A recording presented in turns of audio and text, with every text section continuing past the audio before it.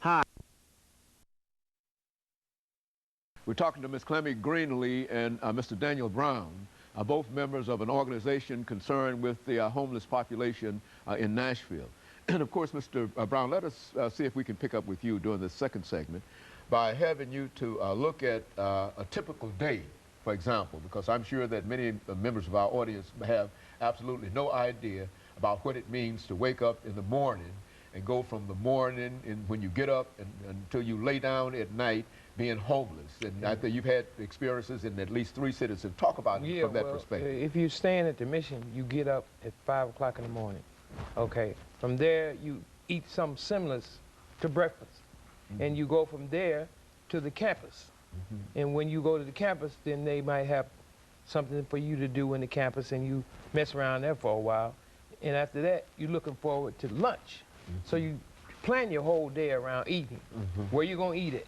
Where you gonna find work at? You know, and things like this. So the typical day is to get up and check all the temporary services and see if you can get some work.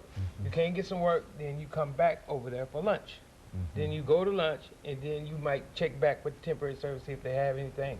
And it's just a continuous day built around where you're gonna eat at, what you're gonna do when you get your food, and who you're gonna meet. And if they stand in the outside, then they have to build their little tents and their little mattress and sleep up there.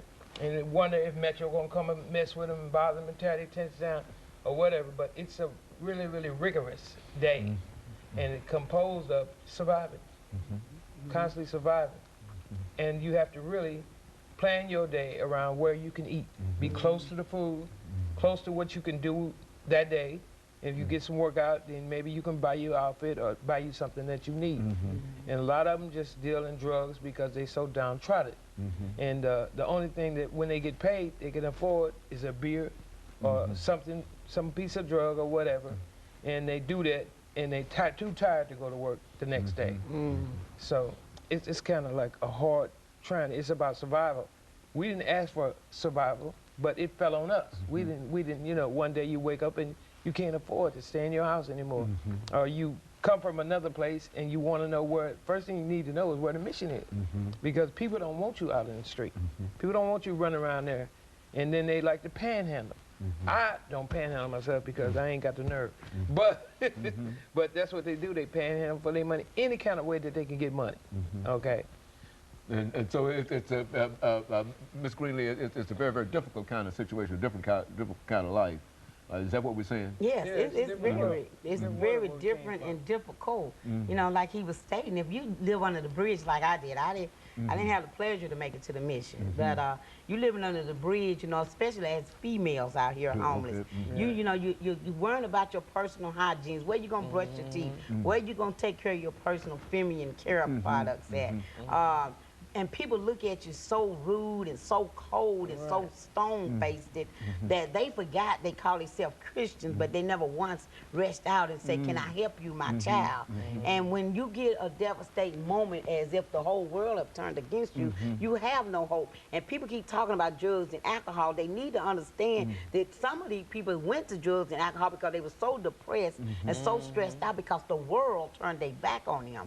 And I'm just calling out over and over and over that if we demand housing. If you work a job and you make $5.25, you cannot afford a house. Affordable housing, the rent starts at $650 and up. That's not affordable houses for a lot of people. So if they started recognizing that we have to come and start coming in together and accumulating some more money, leveraging some more money, maybe off of some of these condominiums that they keep building, then we can afford housing with wraparound service and get some of these people off the street. Now, do you think that, this is a question to the two of you, do you think that the government has a responsibility to provide some kind of facility within the community where people can go by and use the bathroom and wash their faces and et cetera, et cetera? Would that be too much of a burden on the government or Metro or whatever to do that? No, would that be appreciated by individuals or what? Yeah, it would be appreciated by everybody because people who catch the bus might have to use the restroom. So they need the restroom facilities just as bad as we do. So we tried to advocate for that, and it got thrown out. They didn't work on it for us, but they promised They don't us. believe that that's needed or what? They don't believe it's needed. They don't believe it's necessary. The government has failed us severely. Yeah. I look at the system all the time and ask, what are y'all telling us here? It's three things I feel like you're telling us. Homeless, medical conditions, and drug addiction is a population that the system won't wipe out. That's all I can see, because they're not coming in and trying to accommodate us any kind of way. Even tourists coming in from cross country to view the Music City, they have no way of using the bathrooms unless they go buy something out of a restaurant. Little kids running around here in the summertime has no way to get water unless you get a bottle of water, because you have no water fountains around any of these parks, any of the courthouses. So it's a necessity to have bathrooms, water, and housing, because it's a human right, and it's against the amendment. And the government know that, and this is why we'll keep talking to them about this 200 units we're asking them for every year. And so you figure that if you could get 200 units of real low-income housing, that would help alleviate some of the problems. It would help a lot. They the one promised 1,800 units of housing by 2015. And they've already made that promise. They've already made that promise. The mayor did. We just calling they bluff, and we just letting them know that we are not going to lay down with you guys making that promise and not doing anything about it. Yeah. And so go on. Yeah, so I'm just saying, so that's why I had came to the point where everybody that's coming in here building all these condominiums, the Signature Tower, the Western Hotel, all of the people that's coming to our state, making all of Nashville something that we're not even gonna know what it is in a minute, and it's our hometown. Just give us 1% of you coming into our state, taking over 1%. You wanna get the homeless out of the way, you come and help us, accommodate us with some funds, so we can help build these 200 units in scattered sites and remove the homeless from in front of your business. Yeah. And do you think that would be an impossibility on a city as wealthy as Nashville, Tennessee? Yes. No, impossible. No. I mean, 1% of what we are asking for them is not enough It's a pocket drop in the change. bucket. Probably Yeah, have for it in them. their ashtray in the car. But no, it's not. It's just where's their heart at? Okay, That's all we ask. well let me make the audience aware that next segment we'll have another person to come here and to talk about some of the issues dealing with the homeless population.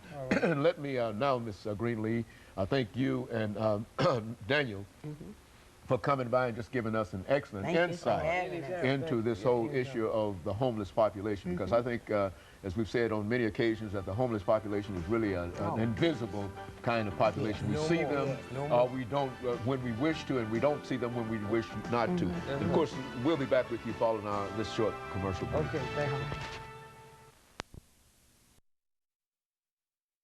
Segment of the show for